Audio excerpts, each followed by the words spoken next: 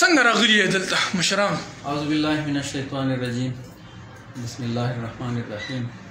د فارسی یو متل دی، ضرب المثل دی، تنګ آمد به جنګ آمد.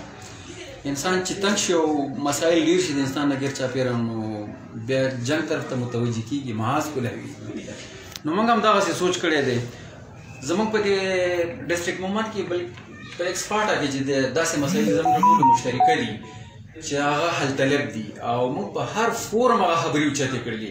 ادارو ته لاړو، سیاسي مشرانو سره کېناستو، خو هغه چې دی د حل طرف ته خبرې نه ځي.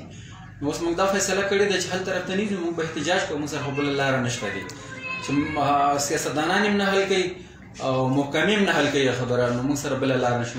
دا احتجاج به تاسو د څه شي وجې نه کوئ دغه مسله سره؟ موږ سره دلته درې بنیادي غټې مسلې داسې دي چې هغه یوه خو د متنازع 14 کلو مسله ده.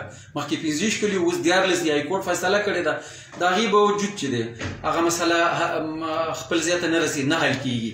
نه موږ د 400 یو نه د مومند یو. 400 والا چې ورشي هغه وایي زما سره نه د کار دپاره ډیولپمنټ سکیمونو دپاره مومند له لاړ شو، وایي زما سره نه. نو آخر موږ چا سره یو؟ دا علاقه چې دا 1-2 کاله دغسې پاتې شوله، اوس دا حکومت هم دا مسلې نه حل کوي، نو زموږ سره بله لار نشته دی. دویمه خبره چې دا د اوړو د کوټې ده. د اوړو کوټه چې دا 880 روپۍ ریټ مقرر دی، پیک اغون کې 900 خرڅېږي. دغه شان په ګنداو کې او په هغه کې خو د 1000 او په انبار کې چې دی دغه شان په ساقو کې چې دی 1000 نه بره خرڅېږي. نو دا خو د دې قوم سره زیاتی دی. بلکې زموږ مطالبه دا ده چې کرایټیریا دا ده چې په کومو ډسټرکټونو کې چې د فلور میلونه نشته دی هلته د غنم ورکړي. د دې خبرې مخالفت چې د فوډ ډپارټمنټ کوي او هغه دې خبرې ته نه تیارېږي چې موږ له غنم راکړي. زموږ مطالبه دا ده چې د وړو په ځای غنم، موږ به خپلې جرندې شته دی په هغې باندې به وړو کوو ځان ته. د فلور میلونو والا 40% د دې وړو نه د سرکاري کوټې نه د دوی خېټو ته روانې دي دا مسلې. د فوډ ډپارټمنټ دا مسله نه حل کوي. درېیمه مسله څه د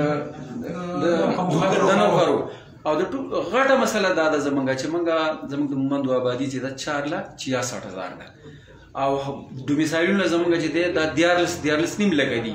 نو ډومیسایل د هر چا سره نه. د دې مطلب دا چې د بغیر ډومیسایل خلکو سره یو ځای کې دا 6 لکه آبادي جوړېږي. موږ له وسایل چې دی حکومت د 4 لکه او 6,000 راکوي، او حمله اور را باندې دي حقوق چې دی هغه چې دی 6 لکه خلک غواړي. نو آخر موږ سره دا ظلم ولې دی؟ موږ له دې حکومت چې دی د 6 لکو برابر وسایل راکوي، د EPA د یونیورسټیونو د سیوا کې هم زموږ د 6 لکو په حساب دی راکوي. زموږ کارونه دي ټول. اوس تاسو خلکو ته څه ویل غواړئ چې دا تاسو به څه کوئ د دې نه پس له عمل ستاسو څه دی؟ د پیر په ورځ باندې تاسو وایئ چې موږ احتجاجي کیمپ غونډه لګوو، دا به کوم ځای کې لګوئ؟ چې موږ د اکاونټ په مقام باندې د اسسټنټ کمشنر د افیس مخې ته زموږ اراده ده چې انشاءالله د کلب مخې ته دلته موږ به دلته کیمپ لګوو، تامبو به لګوو، او تر هغې پورې به ناست وو چې زموږ دا مسایل خلکو ایډرس کړي ني او دا یې حل طرف ته رسولي ني. دا بنیادي مسایل دي او موږ د دې نه نور تنګ شو. 2 کاله وشو چې دا متنازع دي، دا کلي متنازع. اوس خو زما په خیال متنازع ته ځکه نه شوی چې د سرو پورې چې کوم دی دغه هایکورټ فیصله هم کړې ده او د مومندو د سایډه پکې یوسي هم سازه شوله، نو بیا څه وجه ده؟ قانوني طور متنازع نه دي. قانون خپله خبره سره ته رسولې ده. په انتظامي طور اوس هم متنازع دي. انتظامیه چې دی دې ته دا خبره نه کوي.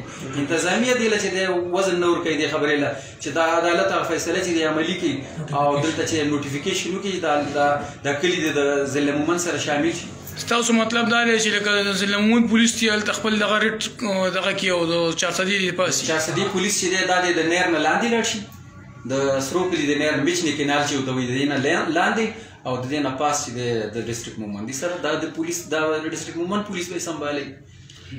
نو عوامو ته څه ویل غواړئ چې عوام څومره حده پورې روزي؟ انشاءالله زموږ ټولو خلکو ته درخواست دی چې د پیر په ورځ باندې د پیر د ورځې نه زموږ احتجاج دی، او ټولو ته درخواست دی چې موږ سره چې دی د 1 غنټې لپاره راځئ، خو موږ سره سهار کې راځئ دلته کښېنئ، او انشاءالله چې دا احتجاج به د نامعلومه مودې پورې چې کله پورې مسایل حل شي موږ به ناست یو. د پیر په ورځ 19 تاریخ دی. په 19 تاریخ باندې د پیر په ورځ باندې انشاءالله شروعات به کوو، او ټولو خلکو ته درخواست دی چې هغوی موږ سره په دې کې مرسته وکړي، ځکه چې دا مسایل زموږ د ذات سره تړلي نه دي، دا د انډیویژوال نه دي، دا چې معاشرتي مسایل دي، د ټولو خلکو مشترکه مسلې دي. نو درخواست ټولو ته دی چې ټول دې لره شي.